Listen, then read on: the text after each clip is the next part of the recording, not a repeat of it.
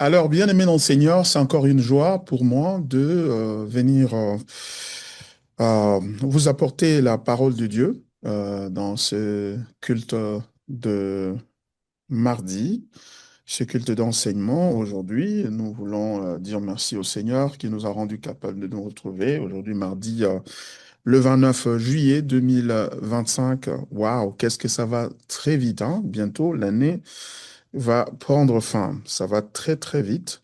Et nous bénissons Dieu que ça aille très vite pour que Jésus revienne. On est fatigué de tout ce qui se passe autour de nous. On est fatigué de ce monde. On veut qu'il revienne, qu'il nous prenne et que nous soyons ensemble avec lui pour toujours. Alors, aujourd'hui, nous allons retourner à notre enseignement.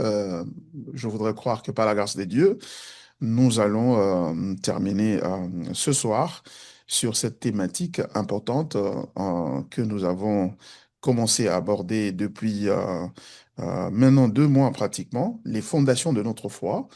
Et nous en sommes au credo de Chalcédoine. Credo de Chalcédoine. On a expliqué ce que c'était, comment cela a eu lieu, quelles sont les circonstances qui ont entouré ce concile de Chalcédoine. Aujourd'hui, nous en sommes à l'importance du credo, de ce credo donc de Chalcédoine, cette déclaration de la foi qui a eu lieu à l'issue du concile, c'est-à-dire une grande réunion qui a mis ensemble près de 520 évêques de différentes venant des différentes parties de l'Empire romain à l'époque, en 451, pour statuer ou décider sur ce défi auquel l'Église était confrontée, le défi de l'articulation de, de la doctrine de la personne de Jésus-Christ par un homme, un moine qui s'appelait Eutychès,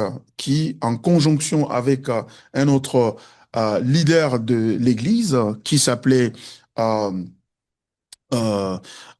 nestorianisme, donc c'est de là que tirait cette doctrine-là. Nestor a dit que Dieu, que Jésus-Christ, eh ben, il était en fait constitué de deux personnes en un seul corps. Donc, dans cette personne-là, dans le corps de Jésus, il y avait la personne humaine et la personne divine.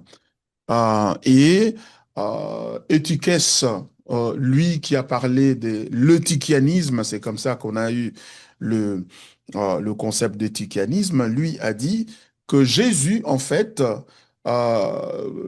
il était apparemment Dieu, il apparaissait comme, que dis-je, il apparaissait comme un homme, mais en réalité, il n'était vraiment pas un homme comme nous autres, c'est-à-dire fait d'une partie matérielle, c'est-à-dire physique, et une autre partie qui est immatérielle, qui est à l'intérieur, qu'on appelle l'âme, les autres l'appellent l'esprit de l'homme. Donc, il n'était vraiment pas un homme pleinement constitué comme nous autres, il était plutôt Dieu qui avait pris une forme apparente de l'humanité, mais qui n'était pas humain.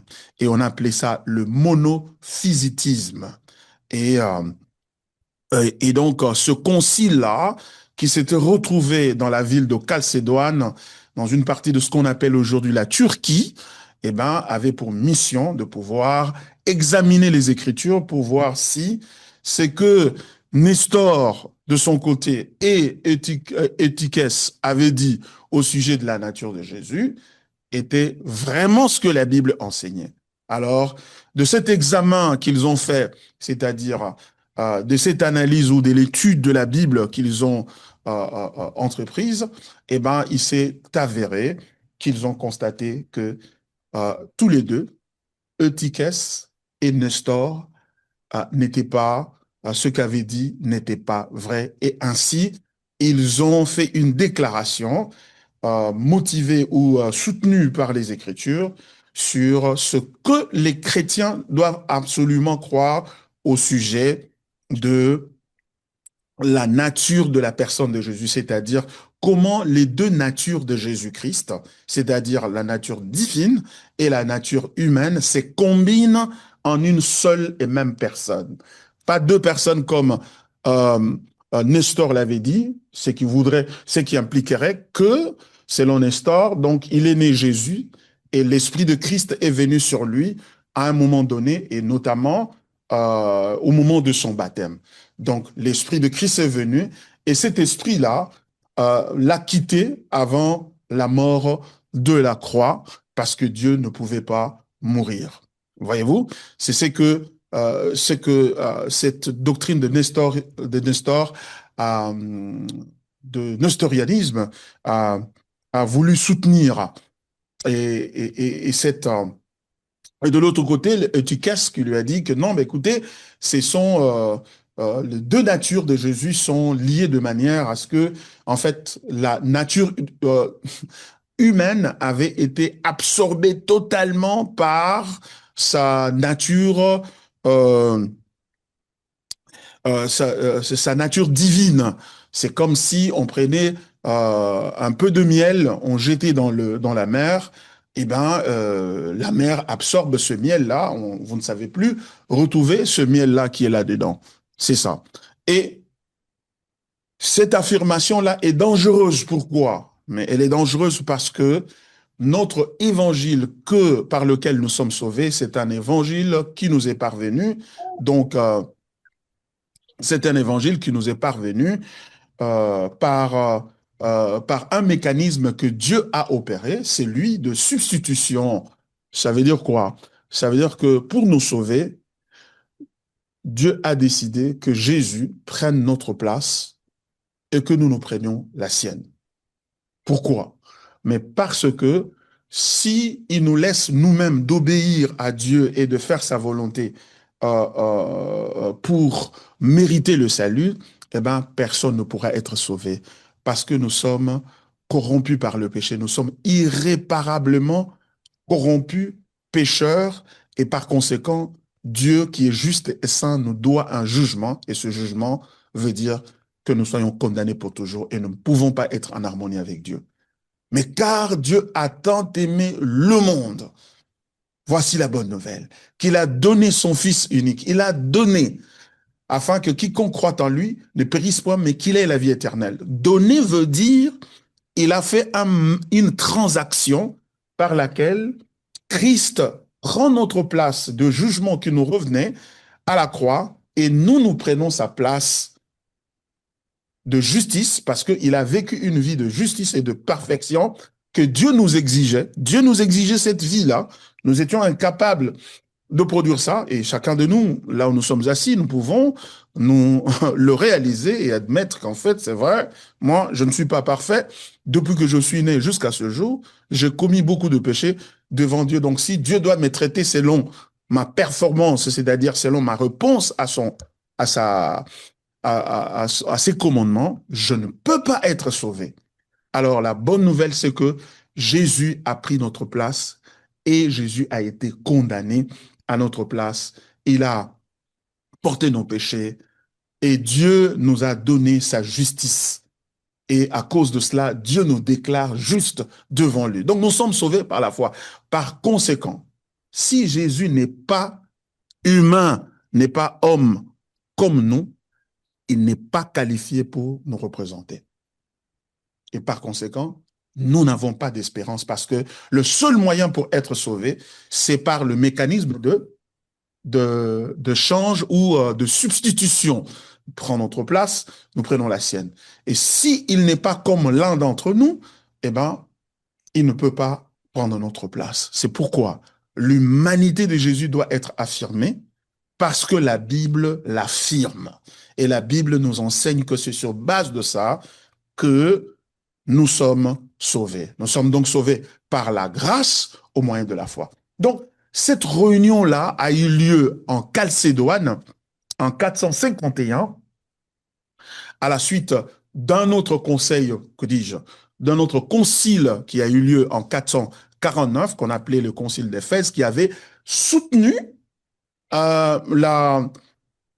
la théologie ou la doctrine de Nestor et de Eutychès. Alors en 51, on dit non, non, non, non, ça on va corrompre l'évangile. Et vous vous rappelez les paroles du Seigneur. Vous vous rappelez les paroles du Seigneur. Il a dit à Pierre, tu es Pierre, et sur cette pierre, je bâtirai mon église. Pourquoi? Mais parce que Pierre, poussé par l'Esprit de Dieu, par le Père, avait dit, tu es le Christ, le Fils du Dieu vivant. Alors, et c'est ce Jésus-là qui, depuis là, est en train de bâtir son église et il bâtit son église sur l'enseignement de sa personne. Voyez-vous, c'est un peu comme aujourd'hui, vous savez, vous avez entendu parler de ce fameux prophète Joël Tatou qui a défié toute la francophonie en disant qu'on lui montre dans la Bible où est-ce que c'est écrit que Dieu nous demande de l'aimer. Hein? Il nous a défié, il nous a demandé ça. Alors, vous savez, pareille chose est très important de pouvoir comprendre qu'il est de la responsabilité des leaders de l'Église de pouvoir veiller sur la foi des croyants ou veiller sur l'enseignement de peur que les faux enseignements ne viennent pas souiller ou contaminer l'Église et détourner l'Église du Dieu véritable.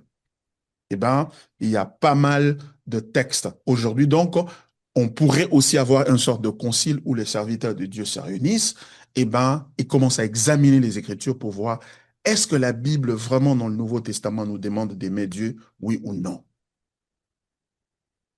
Et quand on examine ça, on arrive à la fin, on dit, voilà, sur base de notre lecture de la parole de Dieu, nous croyons que le Nouveau Testament exige le croyant d'aimer Dieu.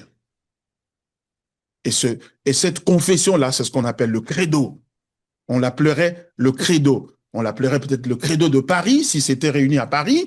On l'appellerait le credo de Kinshasa, si c'était réuni à Kinshasa, ou à Bamako, ou bien à Beijing, à n'importe quel endroit. Donc, lorsque nous sommes en train de parler du credo de Chalcédoine, nous sommes en train de parler d'un concile, d'une réunion qui a abouti à une déclaration en réponse à un défi. Ce défi-là n'était pas francophone comme celui qu'on vient de nous lancer. Eh bien, celui-là était impérial. C'est-à-dire, dans tout l'Empire romain, ils se sont réunis. Et l'Empire romain réunissait l'Europe, l'Afrique du Nord, le Moyen-Orient et une partie de l'Asie. Donc, vous voyez, donc c'est vraiment une grande étendue. Et les croyants les leaders des églises se sont retrouvés pour pouvoir se prononcer là-dessus. Vous voyez, mes frères et sœurs, nous sommes dans une période très importante où il y a beaucoup de loups qui sont entrés dans la bergerie, qui sont en train de déchirer les brebis à la suite des enseignements, au moyen des enseignements erronés et des enseignements diaboliques. Et nous devons nous lever pour contrer cela. Et, soit dit en passant, très clairement, dans le Nouveau Testament, en réponse à, hein, on peut faire un concile de Isoke ou de Kinshasa ici pour décider, enfin, en réponse à à ce défi à la francophonie, eh ben, qu'est-ce que nous disons? Est-ce que le Nouveau Testament enseigne-t-il que les croyants doivent aimer Dieu?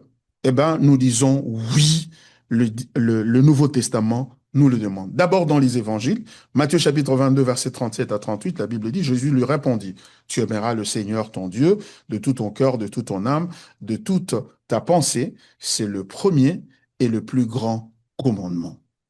Le premier et le plus grand commandement, d'aimer le Seigneur ton Dieu. C'est-à-dire ce qui avait été dit dans l'Ancien Testament, Jésus le répète dans le Nouveau Testament comme pour dire, et que cela est de mise également dans le Nouveau Testament.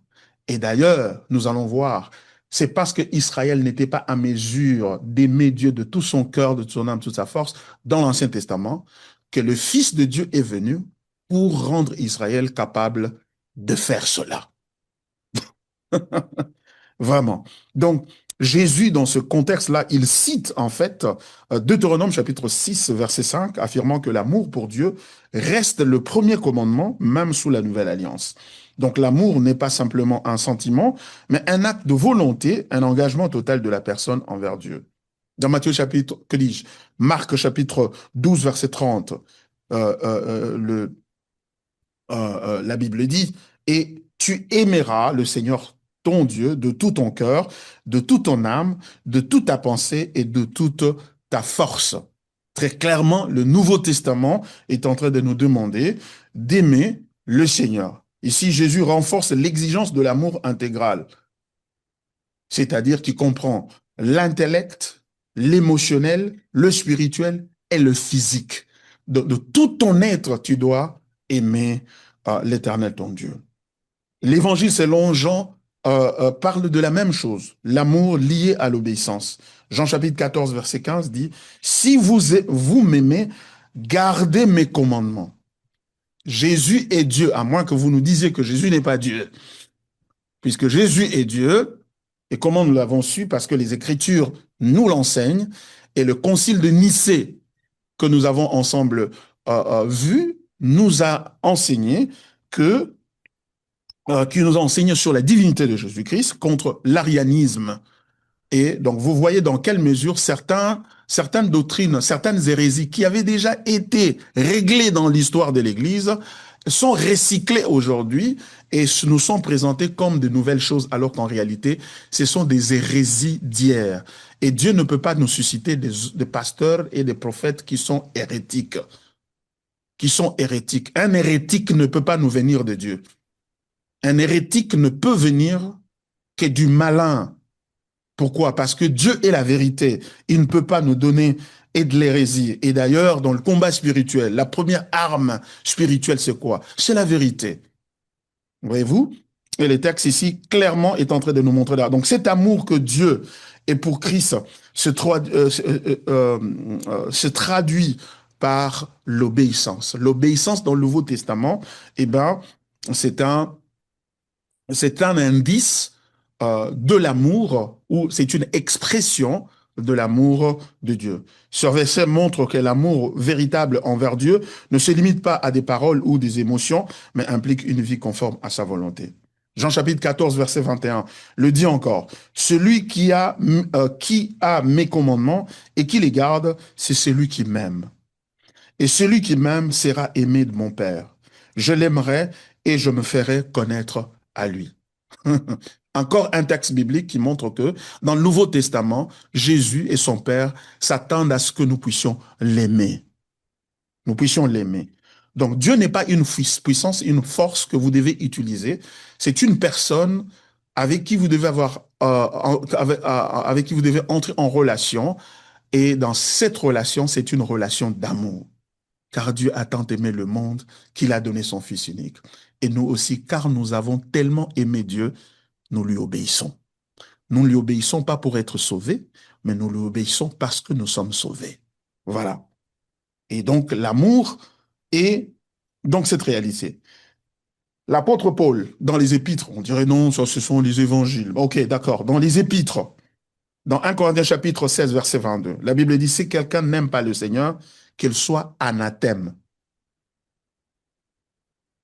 Si quelqu'un n'aime pas le Seigneur, qu'il soit comment? Anathème. Anathème veut dire quoi? Maudit.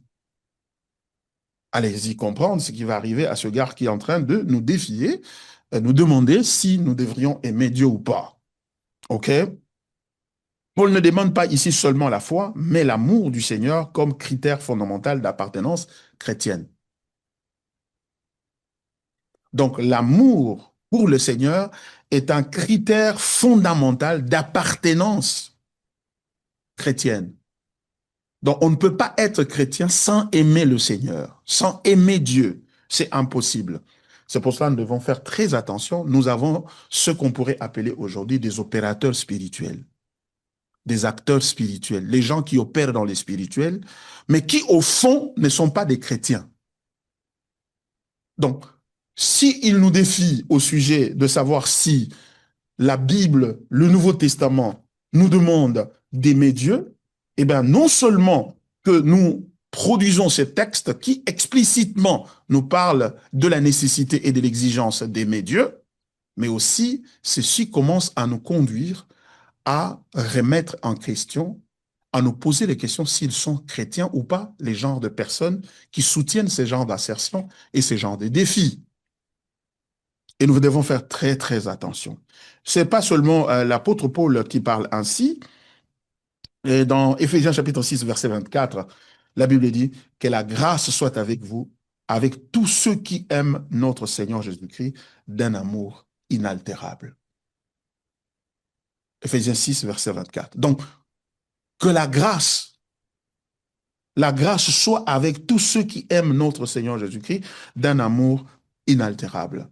Et vous allez tout de suite comprendre que cette articulation ou ce défi ici qu'on nous a lancé émerge d'une certaine perception de la grâce qui est problématique, de ce qu'on appelle aujourd'hui la grâce extrême ou la grâce de Singapour ou la grâce de Joseph Prince et des autres qui soutiennent une grâce licencieuse et qui est problématique, qui n'épouse pas les contours de la grâce biblique telle que la Bible nous l'enseigne.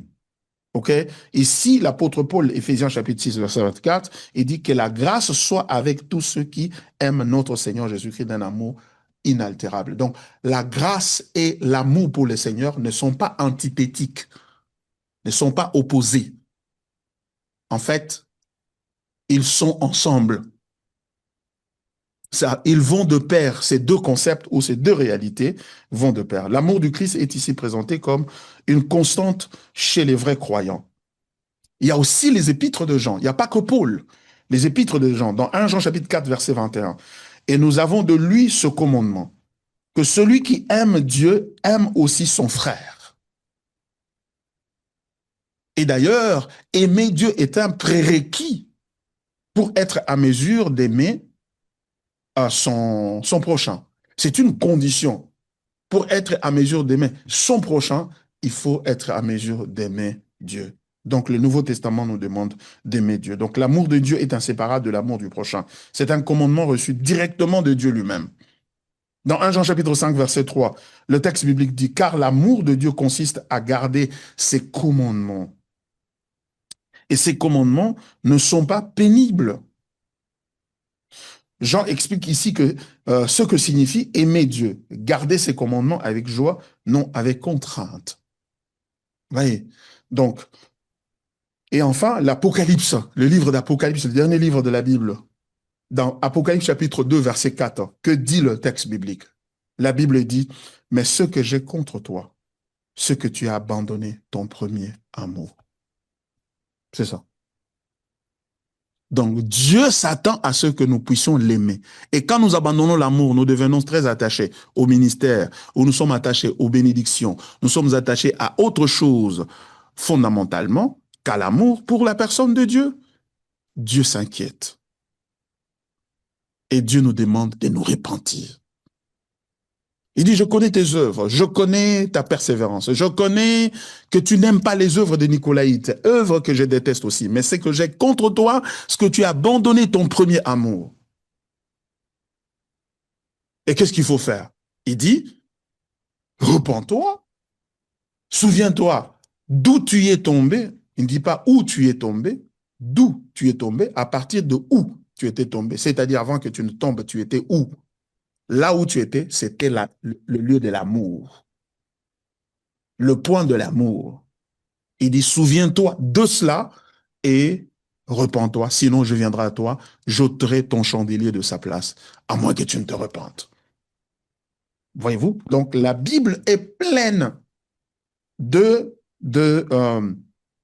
d'affirmations qui montrent très clairement que il s'agit ici que le Nouveau Testament, autant que l'Ancien Testament, nous demande d'aimer Dieu. Et la raison pour laquelle Jésus est venu, c'est parce que Israël, qui avait reçu le commandement d'aimer Dieu dans l'Ancien Testament, n'a pas été à mesure d'aimer Dieu.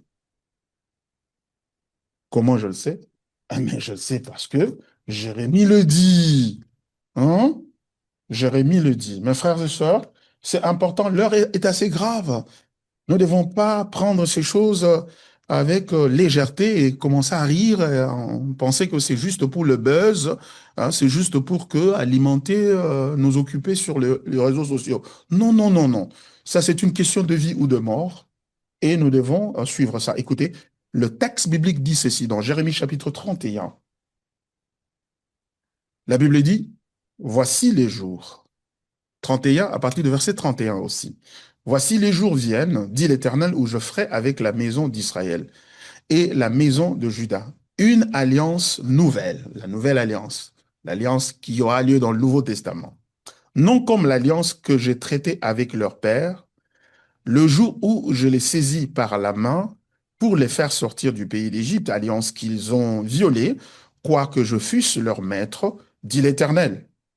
Mais voici l'alliance que je ferai avec la maison d'Israël.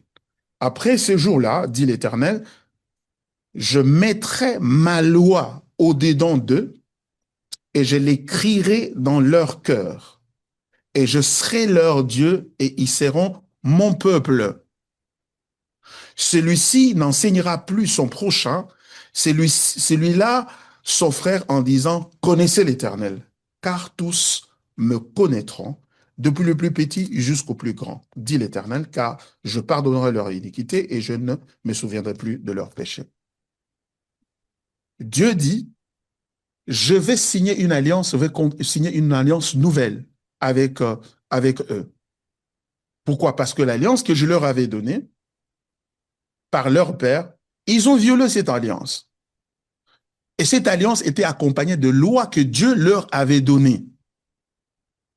Cependant, ils n'ont pas pu être à mesure d'observer ces lois. Pourquoi?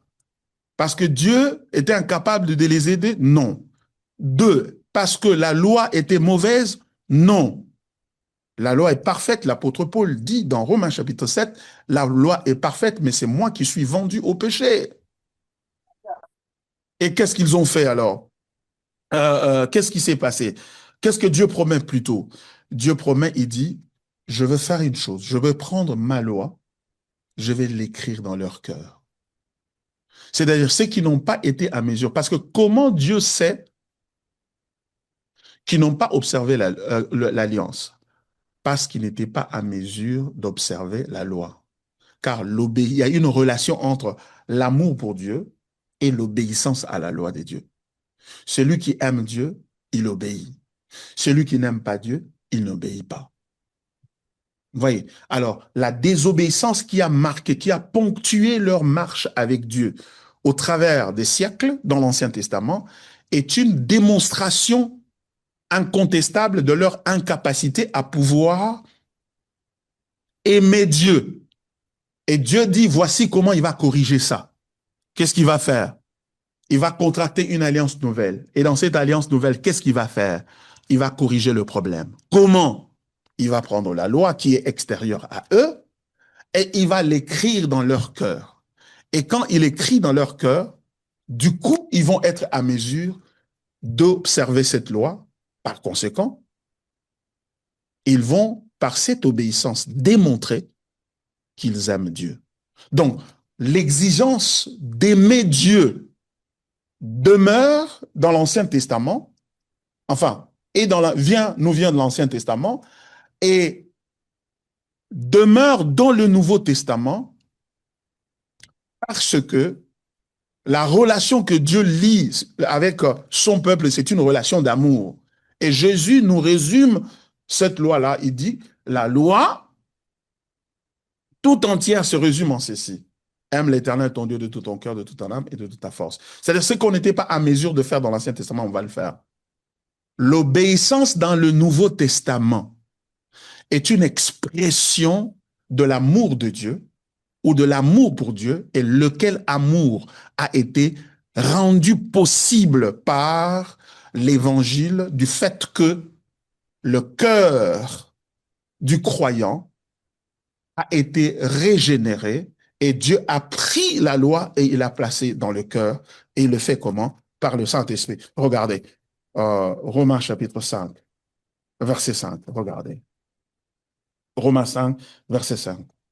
La Bible dit, or l'espérance ne trompe point, parce que l'amour de Dieu est répandu dans nos cœurs par le Saint-Esprit qui nous a été donné. L'amour de Dieu, c'est-à-dire l'amour que nous devons avoir pour Dieu, est répandu dans nos cœurs par le Saint-Esprit. Donc le Saint-Esprit vient déverser cet amour-là dans nos cœurs et nous rend capables d'aimer Dieu comme Dieu nous l'exige. Donc l'exigence est là, la capacité qui manquait dans l'Ancien Testament, elle nous est rendue, elle nous est maintenant donnée par Dieu lui-même par une intervention surnaturelle, par la nouvelle naissance, la régénération, et maintenant nous pouvons aimer Dieu. Voyez-vous? Donc on ne peut pas dire que dans le Nouveau Testament, il n'y a pas de... Ce que, mais on se pose la question, mais pourquoi cette emphase-là? Parce qu'un autre prédicateur de la grâce au Congo, à Kinshasa, de la grâce extrême, est venu appuyer Tatou pour dire, écoutez, non, mais il avait raison, il a raison parce que c'est une meilleure compréhension de la grâce. En fait, non, c'est une bâtardisation de la grâce. Parce que dans ce cas-là, la grâce est perçue comme étant antithétique à la loi. C'est-à-dire que la grâce est opposée à la loi. Non, la grâce n'est pas opposée à la loi parce que la loi est une expression de la grâce. Qu'est-ce que cela veut dire? C'est-à-dire que dès la première occurrence, ou la première apparition du concept du commandement ou de la loi des dieux qu'on voit dans l'Ancien Testament, c'est dans le Jardin d'Éden. La loi elle-même, le fait que Dieu dit, vous n'allez pas manger de ce fruit-là, car le jour où vous en mangerez, vous mourrez, eh bien, cette interdiction-là de Dieu, de la loi, de la consommation de ce fruit-là, en fait, c'est une expression de la grâce. C'est une expression d'amour. Je vous aime tellement que je ne voudrais pas que vous mangiez de ce fruit parce que le jour où vous allez en manger, notre relation va être affectée. C'est ce que ça veut dire.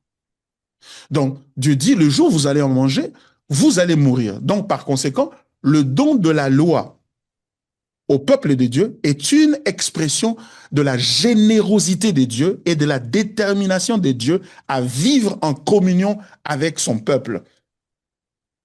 Et donc, c'est donc un avertissement qu'il leur donne de l'existence du mal dans l'univers et de la capacité de ce mal-là de pouvoir perturber la relation avec lui, chose que lui, Dieu ne veut pas. Et c'est pour cela qu'il donne la loi. Donc, la loi est une expression de la grâce. Et ainsi en est-il d'Israël. Israël avait déjà été choisi par Dieu. Dieu l'a appelé « tuer mon peuple » avant qu'il ne lui donne la loi. C'est-à-dire quoi? C'est-à-dire que quand Dieu a demandé à Moïse d'aller vers Israël, et plutôt d'aller vers Pharaon et de lui dire « laisse aller mon peuple », il dit « va dire à Pharaon qu'il laisse aller mon peuple ». Et plus loin, il va dire encore de façon plus explicite « dis à Pharaon de laisser aller mon fils ». Ça veut dire que Dieu s'est approprié d'Israël avant qu'il ne lui donne la loi. Dieu l'a appelé son peuple, il s'est approprié de lui avant qu'il ne lui donne la loi.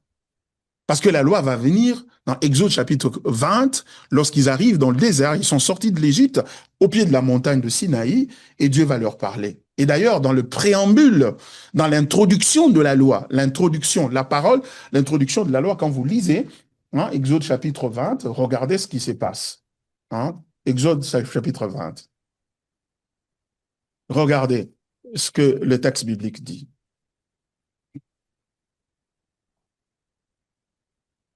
Alors Dieu prononça toutes ces paroles en disant, nous sommes dans Exode 20, à partir du verset 1er.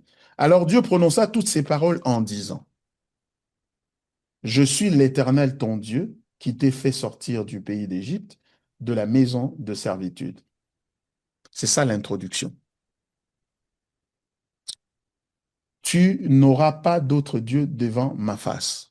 En d'autres termes, en vertu du fait que je suis l'Éternel ton Dieu, Je suis déjà en relation avec toi et que tu m'appartiens. Et la preuve de cette appartenance, c'est que je me suis déployé, j'ai déployé ma force et ma capacité pour te faire sortir de l'Égypte. Et en vertu de ça, je te défends de pouvoir avoir un autre Dieu. Je te donne la loi. Donc la loi est précédée par un préambule, une introduction qui constitue le fondement sur lequel Dieu s'appuie pour dire je te donne la loi. Ce qui veut dire que quand Dieu s'adresse ainsi à Israël, il ne s'adresse pas de la même manière à tout le peuple du monde. Parce que il dit, vous êtes mon peuple et je vous en ai donné la preuve. La preuve, c'est que à main forte, à bras étendus, je vous ai sorti du pays d'Égypte. Vous n'êtes pas sortis de là par vous-même. 430 ans après d'esclavage. C'est moi qui vous ai fait sortir de là. Donc, c'est un Dieu qui est déjà en relation avec eux. Et quelle est la base de cette relation? Ce n'était pas la loi. Quelle est la base de cette relation? Il le dit dans Deutéronome chapitre 7, verset 7. Nous lisons Deutéronome. Deutéronome chapitre 7, verset 7. Ce n'est point parce que vous surpassez en nombre tous les peuples que l'Éternel s'est attaché à vous et qui vous a choisi, car vous êtes le moindre de tous les peuples. Mais parce que l'Éternel vous aime, parce qu'il a voulu tenir le serment qu'il avait fait à vos pères, l'Éternel vous a fait sortir par sa main puissante, vous a délivré de la main de servitude, de la main de Pharaon, roi d'Égypte. Ça veut dire quoi? Ça veut dire que la base de votre choix n'est pas un quelconque mérite en vous, mais c'est plutôt l'amour que Dieu a eu à vous en réponse au serment qu'il a fait à vos pères. Et quelle est la base de ces serments-là? C'est l'amour et c'est la grâce de Dieu. Parce que leur père, lorsqu'on remonte la filière, on voit que leur père, c'est-à-dire leur patriarche, nous avons Abraham, Isaac et Jacob, ont été choisis sur base de la grâce de Dieu. Donc, ce qui veut dire quoi? Ce qui veut dire que la loi que Dieu donne à Israël dans Exode 20, tu n'auras pas d'autre Dieu en face de moi. Tu ne te feras pas d'image taillée. Tu observeras le sabbat.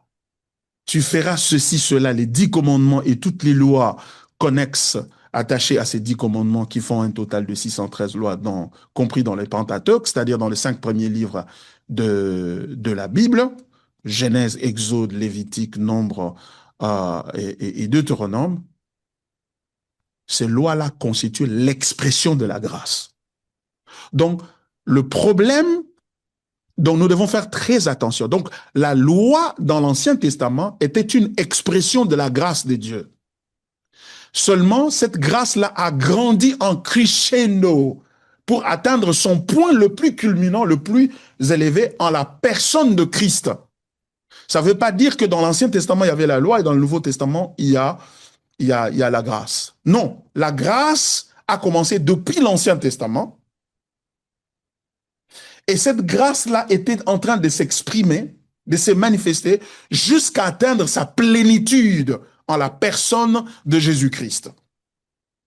Et c'est pourquoi nous devons faire très attention. Par conséquent, la nécessité, l'obligation d'aimer Dieu et de s'attacher à l'Éternel et à lui seul, et de ne pas avoir un autre Dieu en dehors de Dieu, n'est pas légaliste. C'est-à-dire quoi? C'est-à-dire que cette obligation ne leur avait pas été donnée de sorte que, en observant cette loi-là, ils deviennent le peuple de Dieu, parce qu'ils étaient déjà le peuple de Dieu. La loi ne leur avait pas été donnée. Prenez la loi, obéissez à la loi, de sorte que vous deveniez les miens. Quand vous aurez obéi, vous allez devenir miens. Vous allez devenir mon peuple. Non. Ils sont déjà le peuple de Dieu. Sur quel fondement? Sur le fondement de la grâce. Et Dieu dit, puisque vous êtes mon peuple, obéissez-moi. Mais il s'est avéré dans la suite qu'ils n'ont pas été en mesure d'obéir à Dieu. Pourquoi? À cause de la corruption du péché du cœur.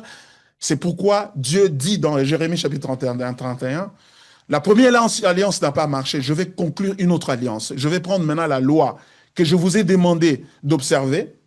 Je vais la mettre dans votre cœur. En d'autres termes, je vais aggraver la grâce. Je vais aggraver la grâce sans rejeter la loi.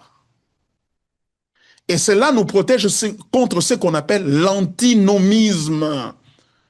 Ce qu'on appelle aujourd'hui la grâce extrême. Nous sommes dans le temps de la grâce, donc nous n'avons pas besoin de nous sanctifier. Nous n'avons pas besoin d'aimer Dieu, parce que le Nouveau Testament ne nous demande pas d'aimer Dieu. C'est à cela qu'ils sont en train de vouloir arriver. Et ça, c'est une troncature. C'est une falsification de la grâce de Dieu. C'est une falsification, en fait, de la loi de Dieu. Et cet évangile de Singapour, de Joseph Prince, de Zane Hodge. Zane Hodge était un professeur à Dallas Theological Seminary aux États-Unis. Ils ont soutenu ce qu'on appelle le free grace. Free grace, la grâce libre. La grâce libre. Et c'est cette grâce-là qu'on est en train de nous présenter au Congo maintenant, sous la guise de la grâce extrême. En fait, ça s'appelle correctement l'antinomisme. Antinomisme, anti-loi. C'est-à-dire, maintenant que nous sommes dans la grâce, nous n'avons plus besoin de la loi. Non, la loi n'est pas légaliste. La loi est une expression de la grâce. Et cette grâce, comme nous n'avons pas pu observer cette grâce-là, nous n'avons pas pu observer la loi, Dieu ajoute la grâce sur la grâce, grâce sur grâce. Il nous amène à un autre niveau de grâce. Il accentue la grâce en nous amenant, en nous envoyant son Fils, qui paye pour notre condamnation par rapport à la loi, mais en nous donnant le Saint-Esprit qui vient habiter en nous et qui nous rend capables d'aimer Dieu. Et pourquoi? C'est pourquoi tout celui qui est enfant de Dieu doit aimer Dieu. Et comment on sait qu'il aime Dieu? Parce qu'il craint le Seigneur. Il observe la loi de Dieu. Il marche dans la sainteté, dans la sanctification.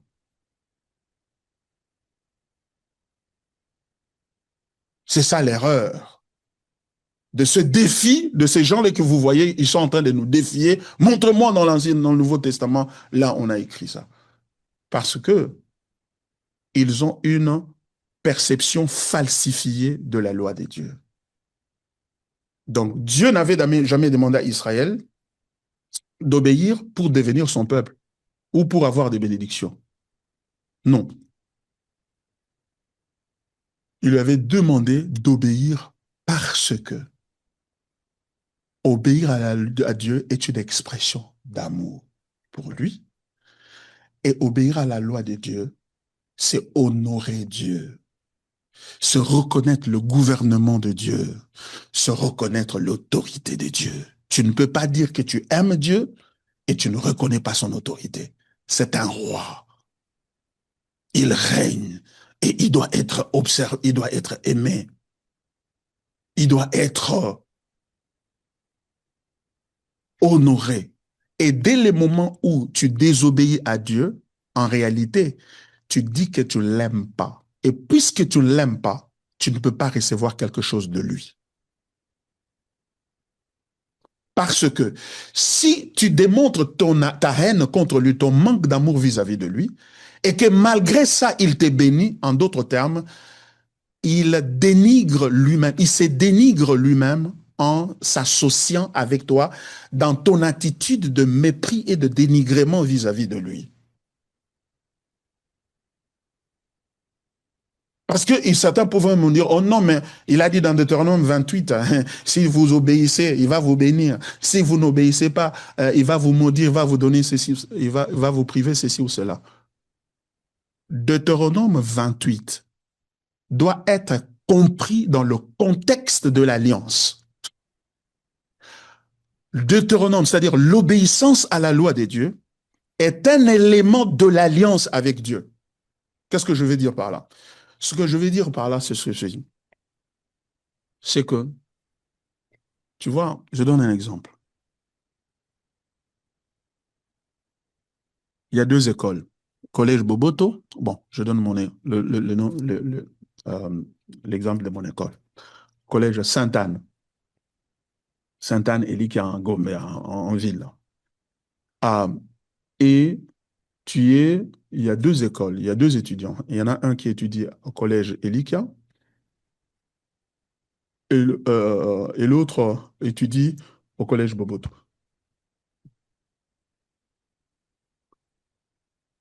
Celui qui étudie au collège Boboto veut se conformer au règlement d'ordre intérieur des étudiants ou des élèves de collège Elikia. Si il le fait, on dit au collège Elikia, tous les étudiants, le cours commence à 7 heures. Je donne un exemple. Le cours commence à 7 heures du matin.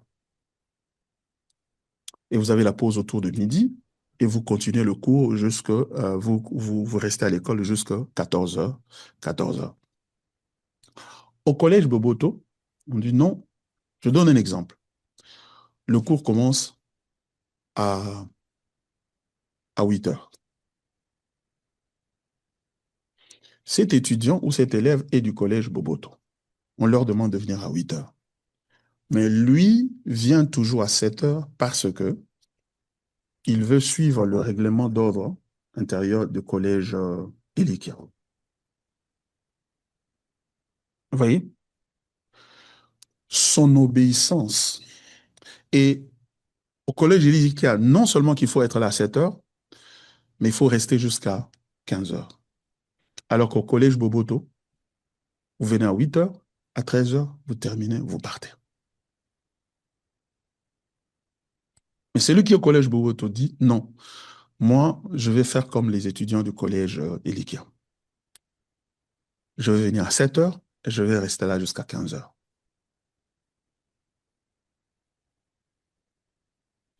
Son obéissance à un règlement d'ordre qui appartient à une autre école ne lui bénéficie en rien. Parce que ce qui bénit, en fait, ce qui te permet d'être apprécié ou d'être coté bien au collège Elikia, ce n'est pas le respect du règlement d'ordre intérieur. C'est d'abord l'inscription à cette école-là. Tu dois être étudiant ou élève de collège Elikia. Et quand tu es élève du collège Elikia, alors quand tu obéis maintenant à, à, à ces exigences-là, à ces règles disciplinaires, c'est là qu'on va déclarer que tu es un meilleur étudiant. Vous comprenez? La loi de Dieu a été donnée à Israël dans le contexte de l'alliance. C'est-à-dire que si tu n'es pas israélite, même si tu t'es fait circoncire, même si tu respectes les sabbats, même si tu ne tues personne, Yahweh ne va pas t'approuver ou Yahweh ne va pas se réjouir au sujet de toi. Pourquoi? Parce que ce qui permet à Yahweh de se réjouir de toi, ce n'est pas les commandements, ce n'est pas la loi, mais c'est d'abord l'alliance qui te lie à lui. Et la loi est un symptôme, est une résultante de l'alliance que tu as avec Yahweh. Donc, ce qui bénit dans la loi, ce n'est pas l'observance de la loi, c'est l'alliance qui bénit. Et lorsqu'il dit, si vous obéissez, vous allez recevoir la bénédiction, vous allez avoir le pays, vous allez avoir ceci, cela, et si vous n'obéissez pas, vous aurez tel châtiment et tel jugement. En fait, il est en train de parler de l'obéissance dans le contexte de l'alliance parce que l'obéissance reflète la perception de l'alliance. L'obéissance démontre la considération que vous avez de l'alliance. Votre désobéissance est le rejet de l'alliance. Et rejeter l'alliance, c'est rejeter Dieu lui-même. C'est pourquoi il dit, vous aimerez l'Éternel, votre Dieu, de tout votre cœur, de toute votre âme. Et quand vous l'aimez, vous allez lui obéir.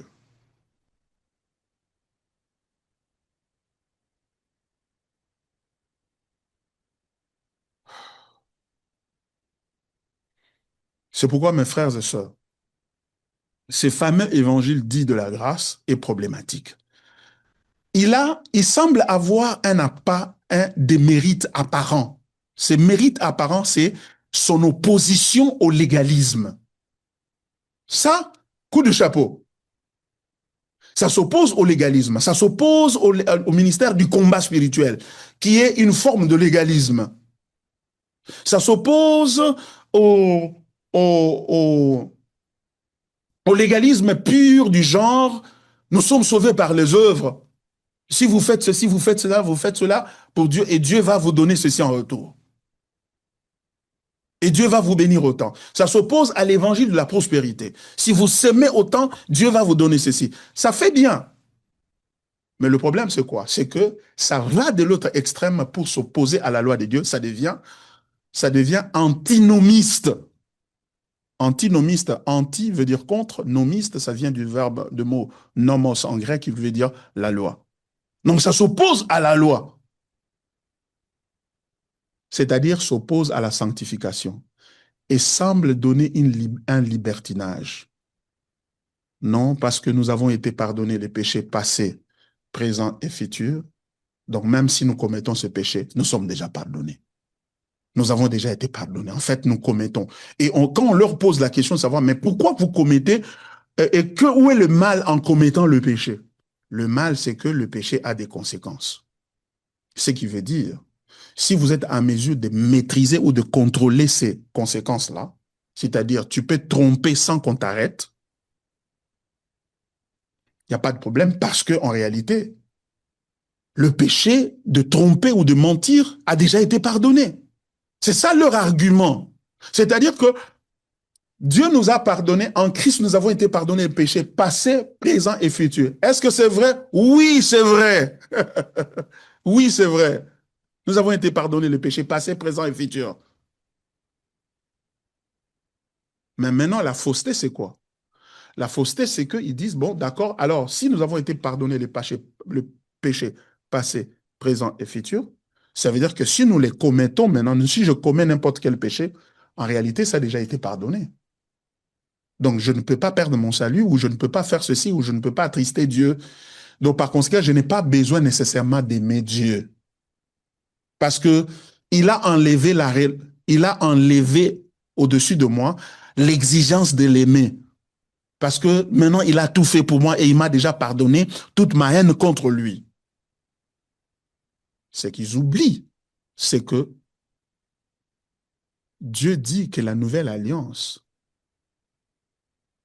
c'est une alliance dans laquelle lui-même, Dieu, va venir et va faire en nous ce que nous ne pouvions pas faire avant.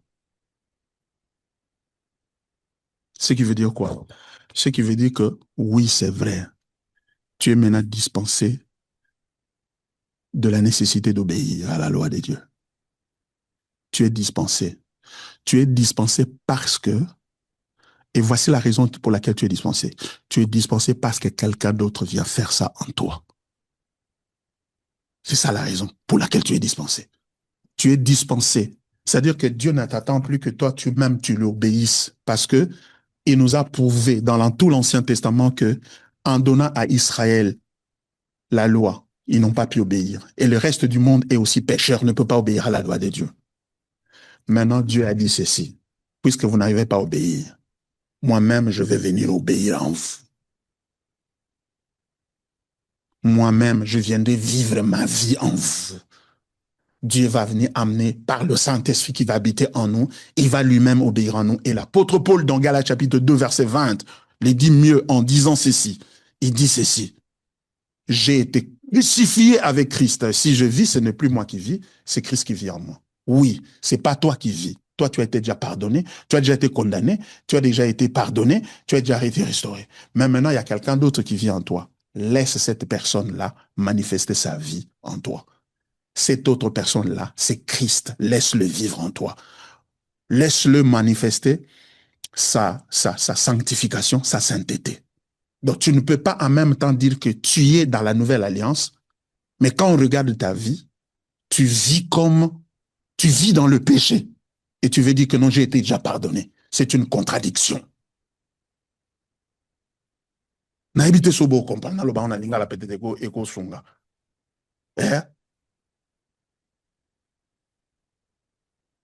Bandeko bazo teya mateya oya grâce extrême.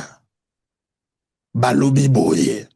Ke nzambe na kati na Yesu alimbisi biso masumu oyo tosala ya kala.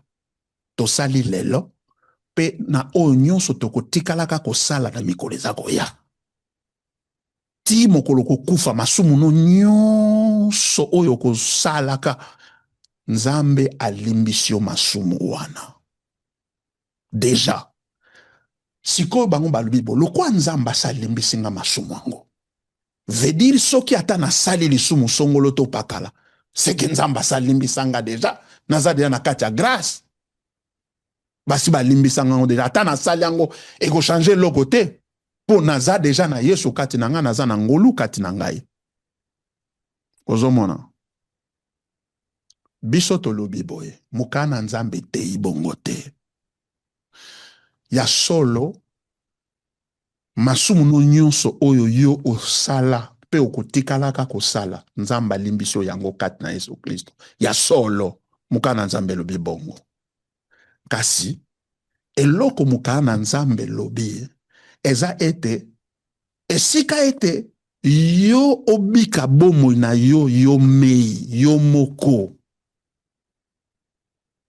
Tangu Yesu azoya na bomoi na yo aye kobaka yo ne kulusu, c'est-à-dire azui esika na yo ya moto mabe nzoka nde ye atikala kosala mabe ata moko te.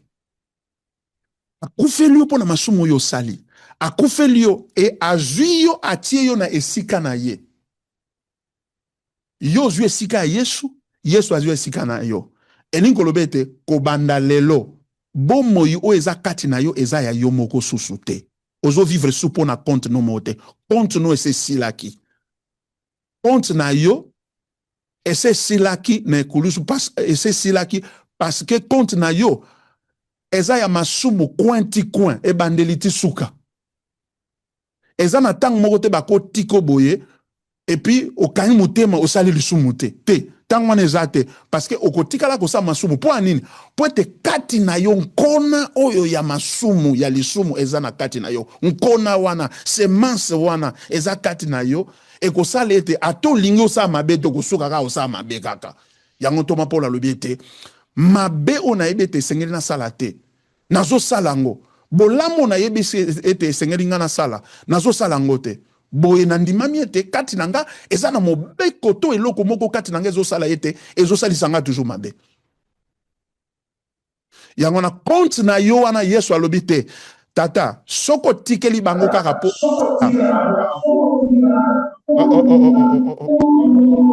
Martin, faut fermer le truc.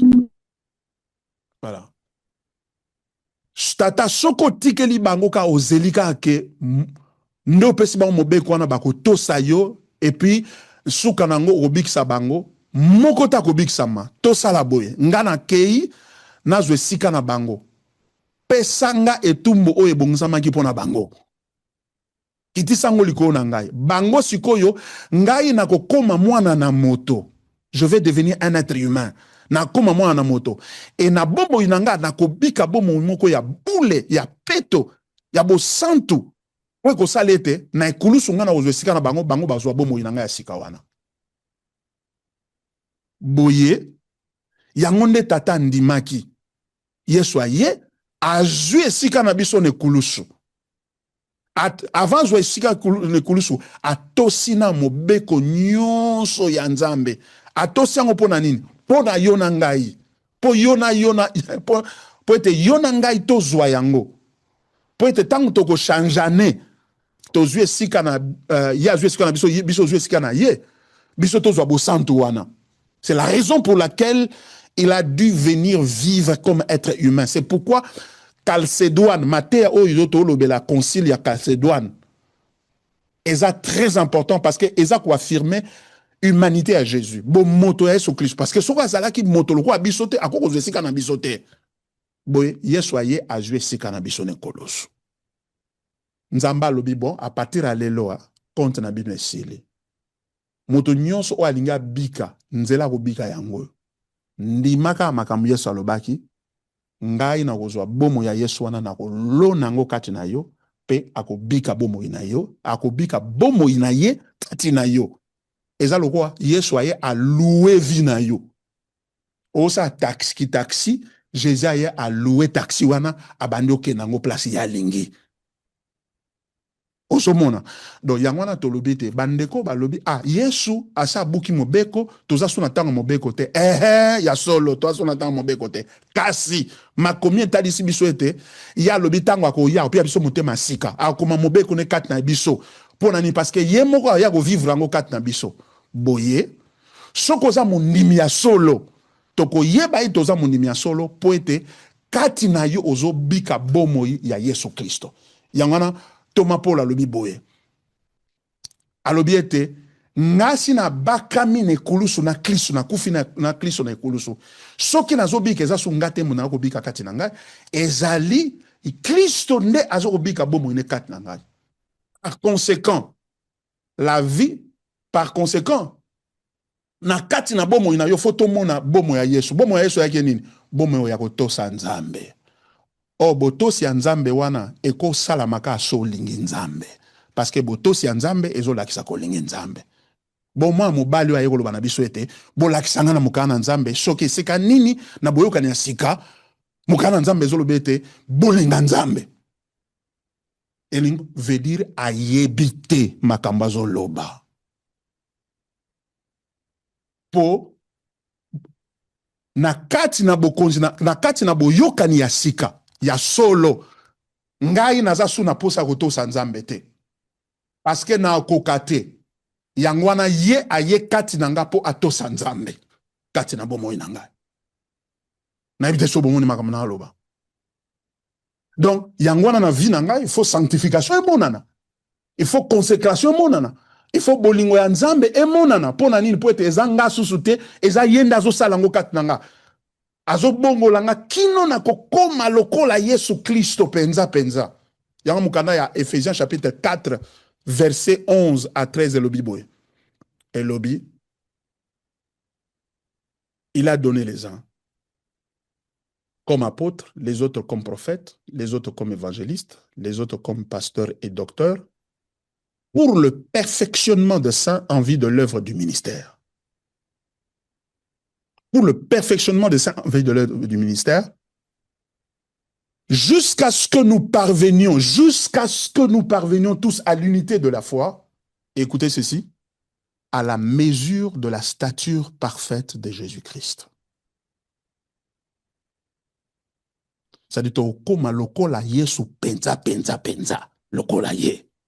Na ezali na biso, na kati ya libala, na kati ya libota, nesika nyonso tozwami, na kati ya ndako ya Nzambe, na libanda masano, nesika mosala, na wenze, esika nyonso tokozala, bakomona Kristo kati na biso. Eso bamoni Kristo, bamoni botosi ya mobeko. Parce qu'il est la perfection ou la parfaite obéissance à la volonté et à la loi de Dieu. Et ça traite deux problèmes. Ça traite le problème de l'égalisme et ça traite le problème de l'antinomisme. Ça traite le problème de l'égalisme. Pourquoi? Parce que l'égalisme, ngai nazwa mobeko na mibongisa na bando tosango na leka na ba délivrance lelo ba petolinga lobi ba sokolinga lobi ba katinga ba senga lobi ba sali boye nazo sala makasi nazo bondela mingi po na koma po ete ngande moto nazo lukana to Nzambe po Nzamba sepela na ngai yango nde légalisme. Siko bango na mwa mobali yo a beti biso mo ndenge awa bango bazali ba antinomiste. C'est-à-dire quoi? C'est-à-dire, balobi, bon, le quoi, na koto sa sou mobe côté, na sengele misous na to sa mobe côté, eh ben, mobe goza sou na tina te, ata sou na buki yango eza na tina mote. Biso to lobi te, mukana Nzambe lobi bongo te.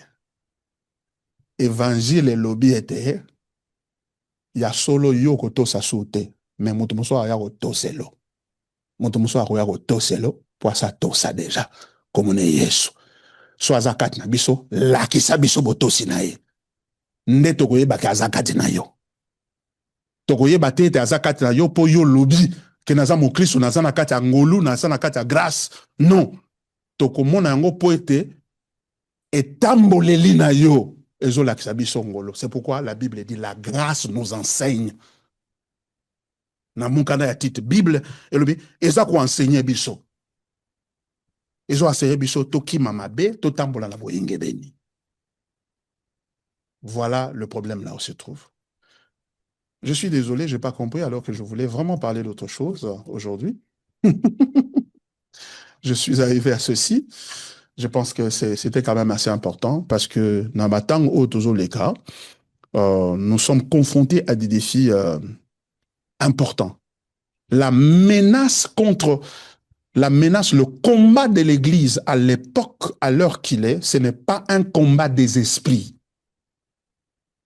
J'attaque, je brise tout ce qu'ils ont volé, je brise ceci, j'entre dans leur camp. C'est pas ça le combat.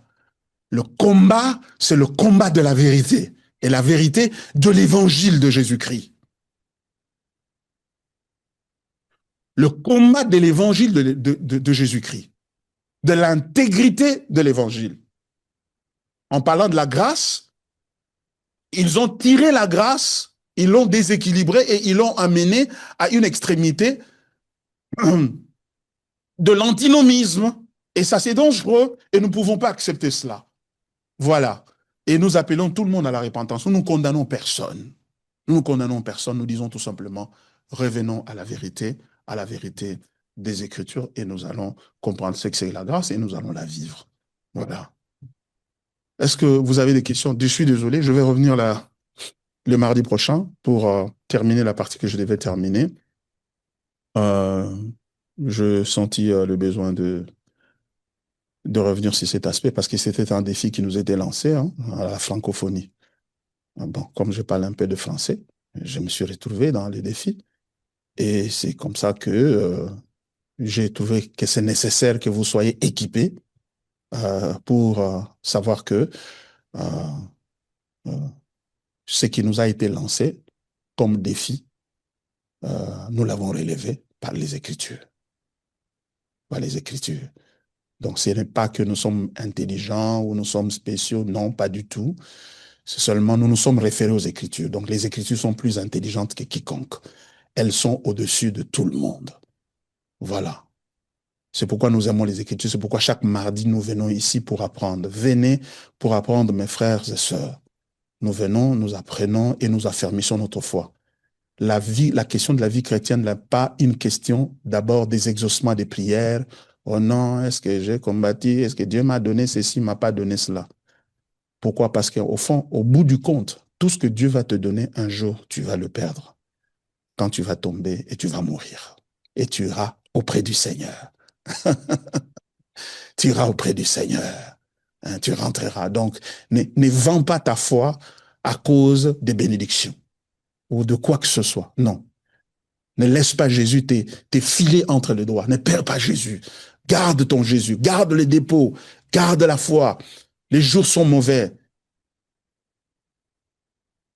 Mais nous devons, nous, serviteurs de Dieu, nous battre pour la défense de la saine doctrine. C'est le temps de le faire. Voilà. Je vous laisse poser des questions si vous en avez quelques-unes.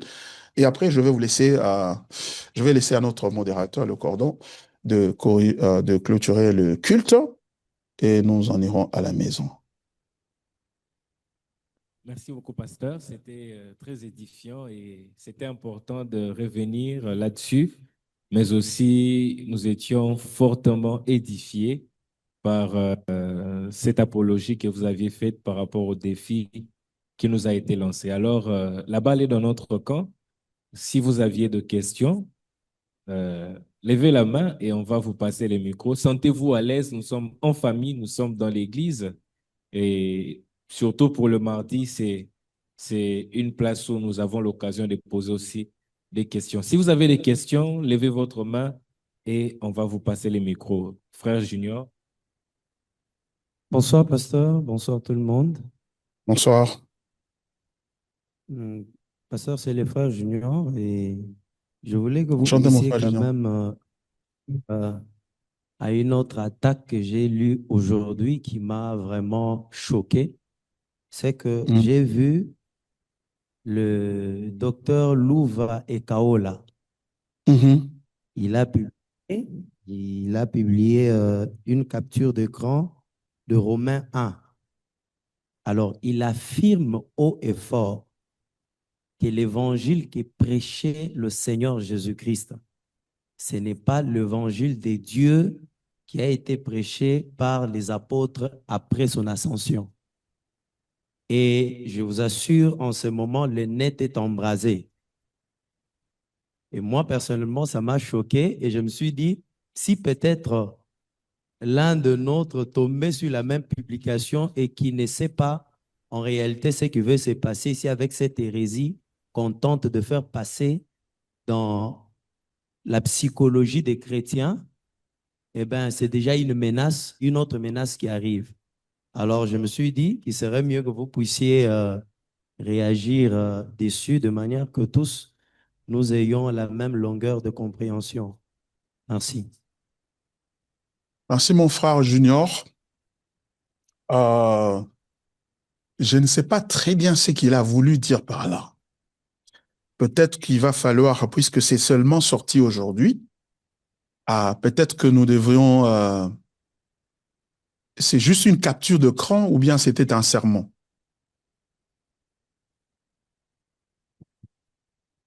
Il a fait la capture du livre de Romains, le chapitre 1er.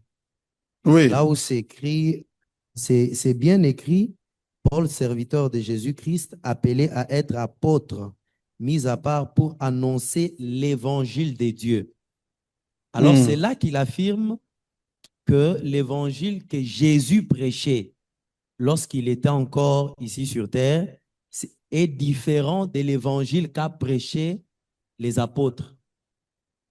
Alors là, ça troublait tout le monde sur le net. OK. Euh, Moi, je crois que ce qu'il dit là n'est pas correct. L'évangile de Dieu. Euh, D'abord, Paul, Romain. Je vais juste commencer. Je vais juste commencer ça parce que c'est vraiment un autre. Je bénis Dieu parce que aujourd'hui, j'étais en train de penser. Je me disais que dès que nous terminons Chalcédoine, le concile de Chalcédoine, nous allons parler de l'évangile. C'est-à-dire, nous allons parler, nous allons définir ce que c'est que l'évangile, et nous allons parler des implications de l'évangile, et nous allons parler de la vie de l'évangile en nous, c'est-à-dire comment vivre une vie centrée sur l'évangile de Jésus-Christ et servir d'une manière centrée sur l'évangile. Vous voyez? Alors, je suis content que vous puissiez nous amener encore cet autre défi-là. Nous allons essayer Je vais juste commencer et ensuite je vais revenir là-dessus le dimanche, le mardi prochain à cause du temps pour que nous puissions approfondir. Paul, serviteur de Jésus-Christ, appelé à être apôtre, mis à part pour annoncer l'évangile de Dieu. Euh, L'évangile de Dieu. Et la Bible dit, verset 2 qui continue, qui avait été promis auparavant de la part de Dieu par ses prophètes dans les Saintes Écritures, c'est-à-dire dans l'Ancien Testament, l'évangile de Dieu. En d'autres termes, il est en train de dire que l'évangile dont il est question dans l'Ancien Testament, dans toute la Bible, c'est un évangile qui, en fait, a pour origine Dieu. Et c'est pourquoi ça devient important pour nous de pouvoir clarifier l'expression évangile de Dieu. Évangile de Dieu, en grec, ça s'appelle le génitif. Hein. Donc le génitif, c'est un cas génitif, c'est-à-dire, est-ce que ça veut dire, évangile de Dieu veut dire qui appartient à Dieu, ou bien qui veut dire ça pour origine Dieu, où ça veut dire que c'est l'évangile qui porte sur la personne de Dieu. Donc, il y a ces trois acceptions, où on pourrait même dire quatre acceptions. Donc, c'est un génitif objectif ou un génitif subjectif, c'est un génitif d'appartenance ou c'est un génitif d'origine. Vous voyez, ça, c'est un élément d'abord exégétique important qu'il faudrait relever ici. Deuxièmement, au verset 2, maintenant, on commence à nous expliciter ce qu'on a voulu dire par l'évangile de Dieu, qui avait été promis auparavant de la part de Dieu, ce qui nous laisse comprendre que l'évangile de Dieu ici, c'est-à-dire le génitif ici, c'est le génitif d'origine, parce qu'il dit qu'il avait été promis auparavant de la part de Dieu. Quand on dit évangile de Dieu, virgule, qui avait été promis auparavant de la part de Dieu par ses prophètes dans les Saintes Écritures, c'est-à-dire l'évangile qui a pour origine la personne de Dieu et qui appartient à Dieu aussi au même moment et qui concerne son Fils. Cet évangile-là dont il est question concerne son Fils, né de la postérité de David. Donc, dans l'Ancien Testament, c'était annoncé. Dans le Nouveau Testament, on a vu ça. On a vu son Fils qui était né de la postérité de David, selon la chair, et déclaré fils de Dieu avec puissance, selon l'esprit de sainteté par sa résurrection d'entre les morts. Jésus-Christ notre Seigneur, par qui nous avons reçu la grâce et l'apostolat pour amener en son nom à l'obéissance de la foi tous les païens. Donc tous les païens ne peuvent être amenés à l'obéissance de la foi que par le moyen de cet évangile-là de Dieu, qui du reste, c'est un évangile qui a pour origine Dieu lui-même, et Dieu l'a annoncé dans l'Ancien Testament, et nous l'avons vécu dans la personne de Jésus-Christ. Alors, je ne sais pas comment, par ce mécanisme-là, il essaie de dire que ce que l'évangile que Jésus-Christ a prêché est différent de celui que les apôtres ont prêché quand ils sont arrivés. Alors qu'il leur avait dit très clairement, à l'effet de toutes façons les disciples, les baptisant au nom du Père, du Fils et du Saint-Esprit, et enseignez-leur à observer tout ce que je vous ai prescrit. C'est-à-dire que vous y allez pour annoncer l'évangile conformément à tout ce que moi je vous ai dit. Alors qu'ils nous disent qu'aujourd'hui, cet évangile est différent, ce que Jésus a prêché était différent de ce que les apôtres ont prêché, il doit nous le dire en quoi consiste cette différence-là. Je suis curieux de savoir en quoi consiste cette différence-là. OK? Parce que le texte dit, par qui, verset 5, par qui nous avons reçu la grâce et l'apostolat pour amener en son nom à l'obéissance de la foi tous les païens, parmi lesquels vous êtes aussi, vous qui avez été appelés par Jésus-Christ, à tous ceux qui, à Rome, sont bien-aimés de Jésus, appelés à être saints, que la grâce et la paix vous soient données de la part de Dieu, notre Seigneur et Sauveur Jésus-Christ. Et Paul parle de ces Jésus-là, c'est ces Jésus-là qu'il lui-même a rencontrés sur le chemin de Damas et qui lui a présenté l'évangile. Et c'est cet évangile-là qu'il est en train de prêcher. Et quand vous lisez Galates, lui, Paul, qui a reçu l'évangile directement de Jésus, il a dit, personne ne m'a enseigné ces choses ici. Je les ai reçues directement du Seigneur. Quand il rentre à Jérusalem, 14 ans après avoir été en Asie, il rentre à Jérusalem et il présente son évangile aux trois piliers qui étaient à Jérusalem, c'est-à-dire Jean, Pierre et Jacques. Ils ont découvert que l'évangile que lui prêchait était exactement le même évangile que eux aussi étaient en train de prêcher. Et Paul a reçu ça de Jésus et eux ont reçu l'évangile de Jésus-Christ. Alors, quand il affirme que l'évangile que Jésus-Christ prêchait est différent de celui que les apôtres prêchaient, eh bien, il a l'obligation de nous dire en quoi cela était différent. Est-ce que c'est le texte de Romains chapitre 1 qui établit cette différence-là? Nous disons non. Parce que le texte est en train d'ailleurs d'affirmer qu'en fait, qu'il n'y a qu'un seul évangile, c'est l'évangile de Dieu. Dieu l'a annoncé dans l'Ancien Testament et il l'a réalisé en la personne de Jésus-Christ. Et c'est ces Jésus-là que les apôtres, notamment l'apôtre Paul, ici dans le cas de Romains chapitre 1, qui est en train de parler de cet évangile-là. Donc, et l'apôtre Paul lui-même, quand vous lisez encore 1 Corinthiens, chapitre 15, qu'est-ce que vous voyez là-bas? Regardez ce que l'apôtre Paul est en train de dire. Biloko Bandeko, moi, je crois que il est temps que nous puissions hausser le ton. Parce que là, ça ne va plus. Ça va plus, vraiment, ça va plus. Les gens s'évertuent à nous raconter n'importe quoi. Chapitre 1, chapitre 15, verset 1er. Je vous rappelle, frères, l'évangile que je vous ai annoncé, que vous avez reçu, dans lequel vous avez persévéré, et par lequel vous êtes sauvés, si vous le retenez tel que je vous l'ai annoncé, autrement vous aurez cru en vain. Verset 3. Je vous ai enseigné avant tout, comme je l'avais aussi reçu. Comme il l'avait aussi reçu. Que Christ est mort pour nos péchés selon les Écritures et qu'il a été enseveli. Donc c'est ça l'évangile. Jésus a dit ceci. Croyez en moi. Croyez en moi. Venez à moi, vous tous qui êtes.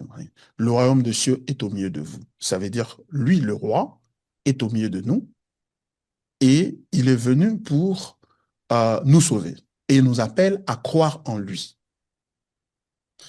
Et les apôtres viennent et disent, nous devons croire en lui. Lui qui?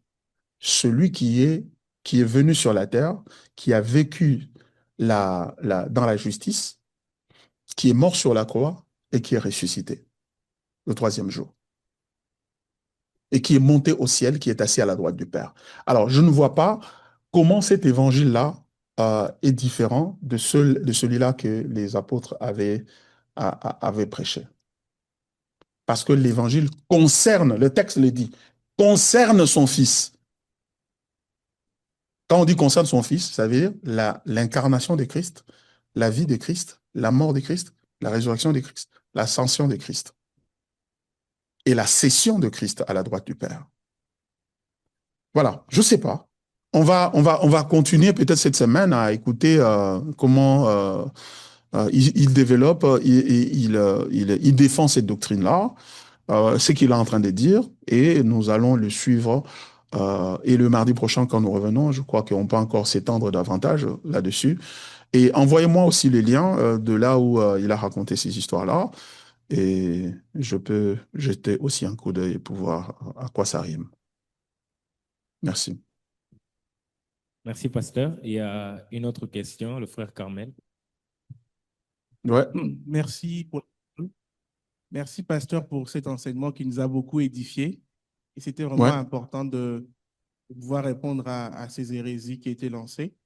C'est les frères Carmel. Et enchanté, Carmel. ma question est celle, il y a beaucoup de frères, des croyants, qui sont tentés d'être séduits par cet évangile de la grâce extrême, notamment parce qu'ils ont une compréhension assez floue du rapport entre l'action du Saint-Esprit dans le croyant pour le sanctifier et la place des efforts conscients.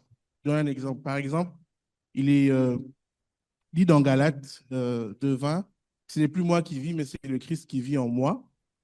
Mais en même temps, dans Timothée, par exemple, Paul recommande à Timothée de s'efforcer de se présenter. Donc, il demande de s'efforcer, de travailler. Et il y a cette compréhension un peu floue de savoir, est-ce que lorsque le Christ agit en moi par la vertu du Saint-Esprit pour me sanctifier, est-ce que je suis une personne passive qui est entraînée par une sorte de force surnaturelle, alors que moi, je me laisse entraîner par les inclinaisons de ma chair, ou je n'ai pas à couper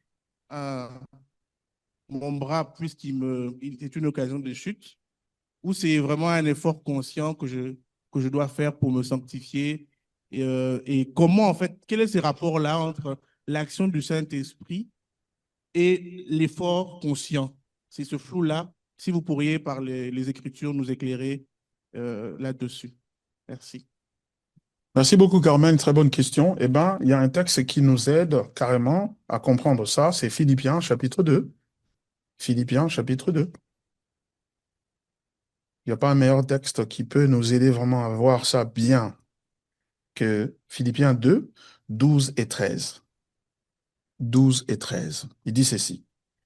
Ainsi, mes frères, comme vous avez toujours obéi, travaillez à votre salut avec crainte et tremblement, non seulement comme en ma présence, mais bien plus encore maintenant que je suis absent. Car c'est Dieu qui produit en vous le vouloir et le faire selon son bon plaisir. Ce texte ici nous permet de voir la combinaison de ce travail surnaturel que le Seigneur opère en nous par le Saint-Esprit et la responsabilité personnelle du croyant à pouvoir extérioriser ce travail-là. Le Saint-Esprit produit ça en nous et nous avons la responsabilité d'extérioriser ça, c'est-à-dire de rendre ça visible vis-à-vis des autres au travers des comportements et des agissements dans le milieu où nous sommes. Regardez, le texte dit « Travaillez à votre salut ». Donc, c'est un impératif. Travaillez, faites quelque chose, produisez cela. Donc, mettez-vous au travail, participez à cela. Comment?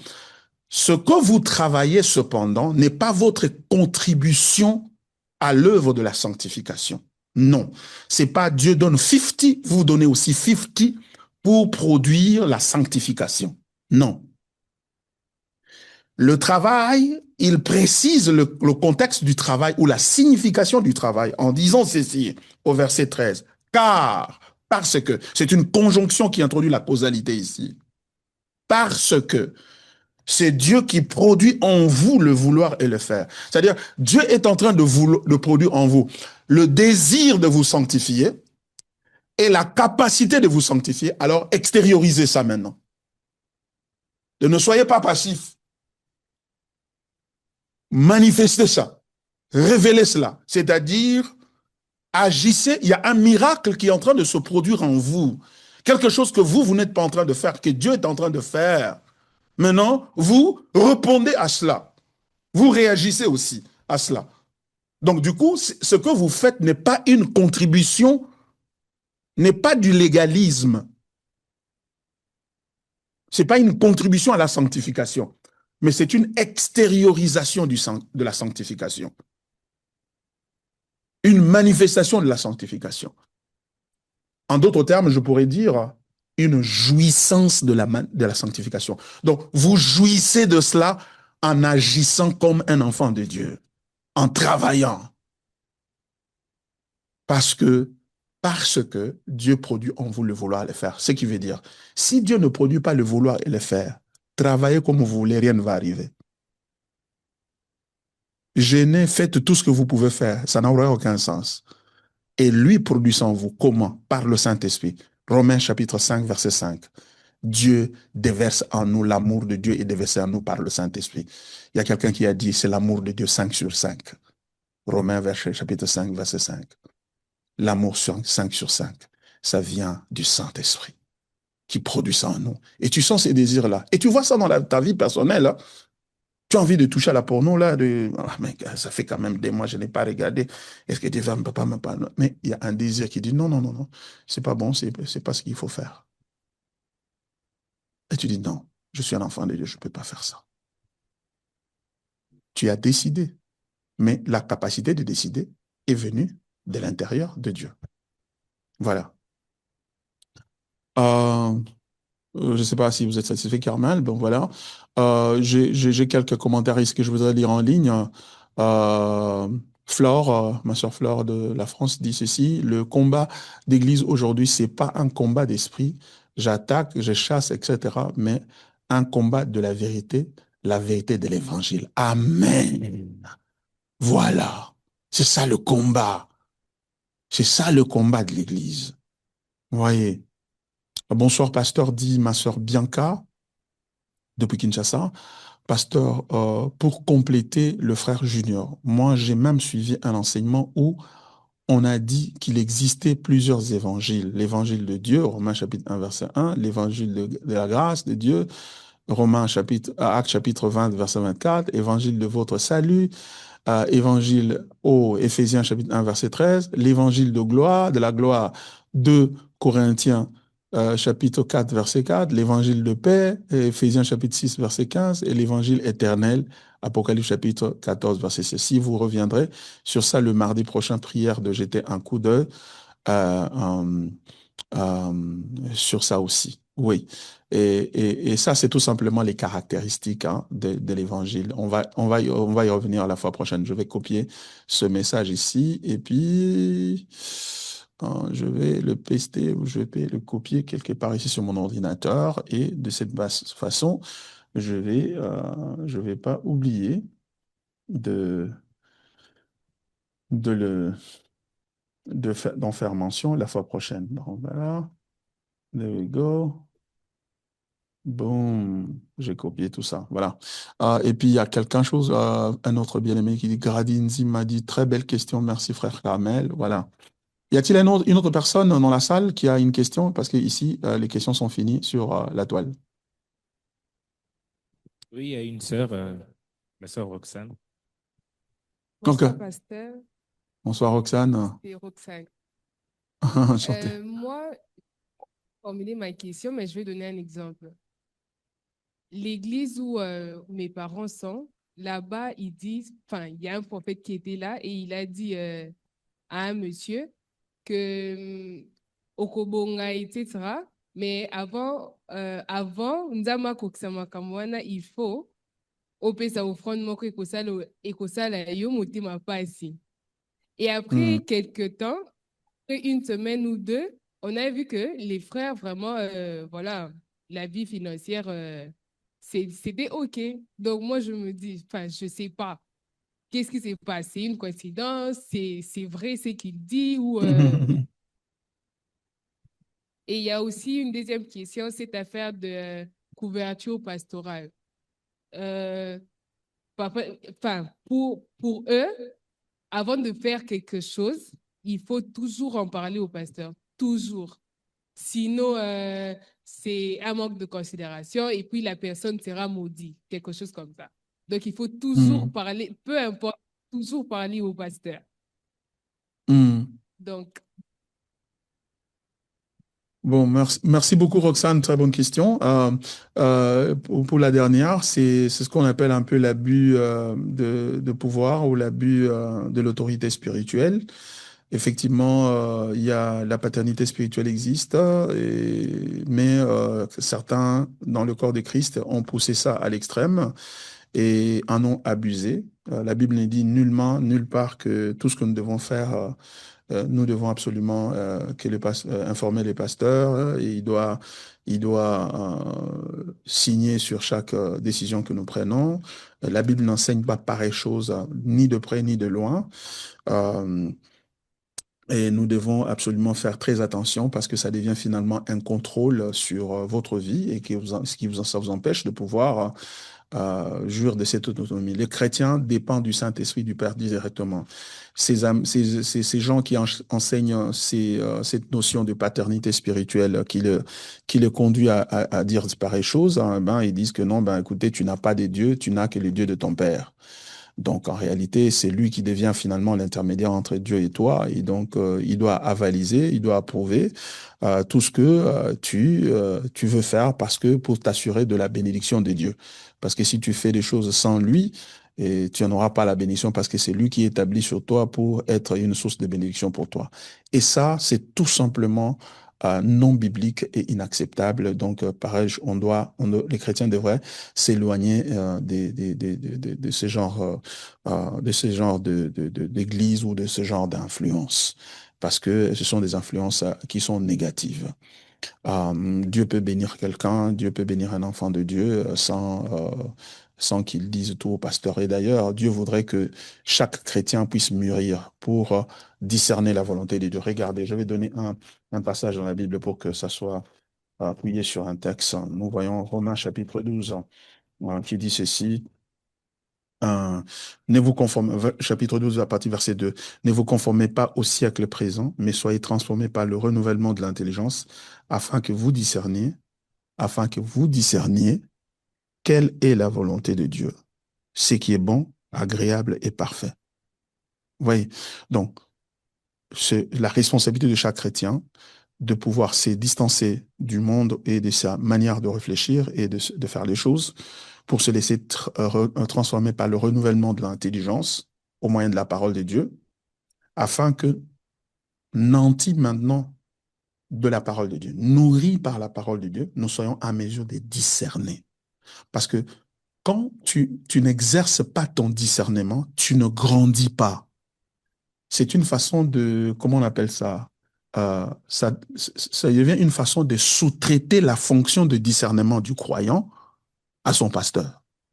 C'est-à-dire, au lieu que je réfléchisse, que j'apprenne aussi à savoir, à reconnaître comment je peux grandir pour reconnaître la volonté de Dieu et la voix de Dieu et ce que Dieu me dit pour faire, chaque fois que je vais apprendre ça, je suis court-circuité par le fait que je dois aller voir le pasteur pour que le pasteur me dise si ce que je dois faire est bon ou pas, est correct ou pas. Non. Et ça court-circuite cette fonction-là que Dieu nous a donnée à chacun par le Saint-Esprit qui habite en nous, de pouvoir discerner la volonté de Dieu et ainsi grandir dans la foi. Voilà. Donc, c'est pourquoi nous pensons que cette pesanteur-là du pasteur est une fausse chose.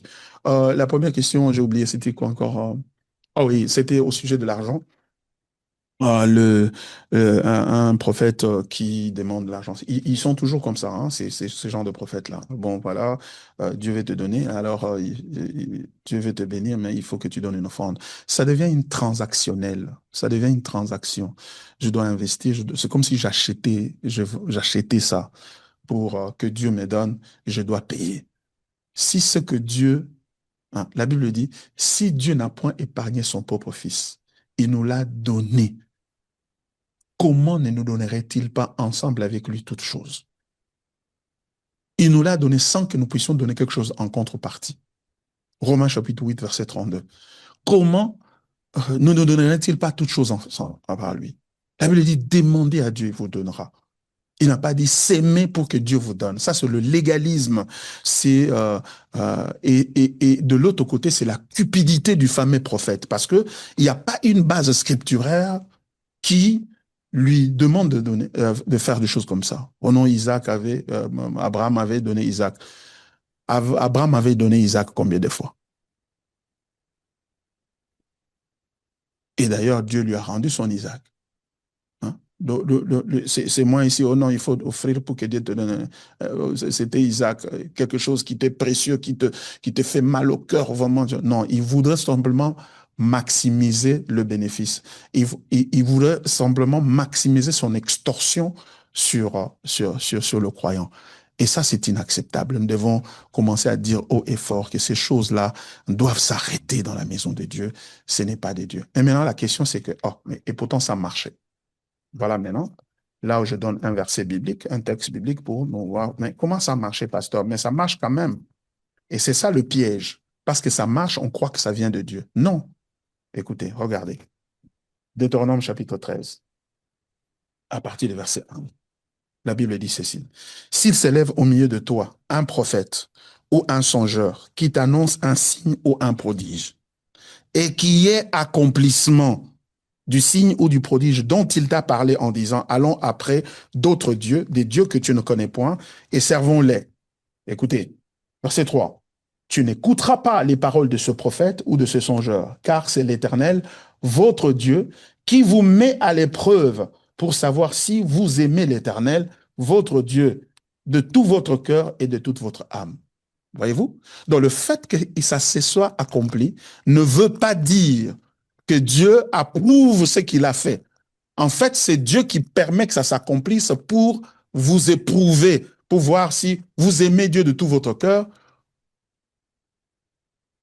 Parce que ce prophète-là, ce qu'il est en train de dire, il est en train de t'initier à une pratique qui consiste à percevoir Dieu comme un commerçant de bénédiction. Il est en train, en fait, de falsifier la perception et l'image et la réputation de Dieu. Que chaque fois que tu vas voir quelque chose de grand et de béni et de réjouissant, il faut faire un sacrifice parce que qui va te faire mal. Il est en train de t'initier à une perception, à une fausse perception de Dieu et donc à une idolâtrie. Il t'amène vers un autre Dieu qui n'est pas le Dieu de la Bible, le Dieu qui est Père, qui t'aime, qui donne de bonnes choses à ses enfants, sans qu'il y ait transaction. Voilà. Alors, c'est ça. Donc, cette pléthore de prophètes tordus que nous avons aujourd'hui dans l'Église, qui ne nous présentent pas l'Évangile dans sa pureté, eh ben, ils sont une preuve de Dieu pour nos cœurs. Ils sont une preuve de Dieu pour nos cœurs. C'est Dieu qui les a suscités pour nous éprouver, pour voir si nos cœurs sont vraiment avec lui ou c'est pas avec lui. Parce que Dieu veut savoir que ses enfants l'aiment. Donc, et c'est Dieu-là qui veut que ses enfants l'aiment dans l'Ancien Testament. Il veut aussi que ses enfants l'aiment dans le Nouveau Testament. L'amour n'est pas banni dans le Nouveau Testament. Voilà. Sur ce, souffrez que vraiment on s'arrête là pour aujourd'hui.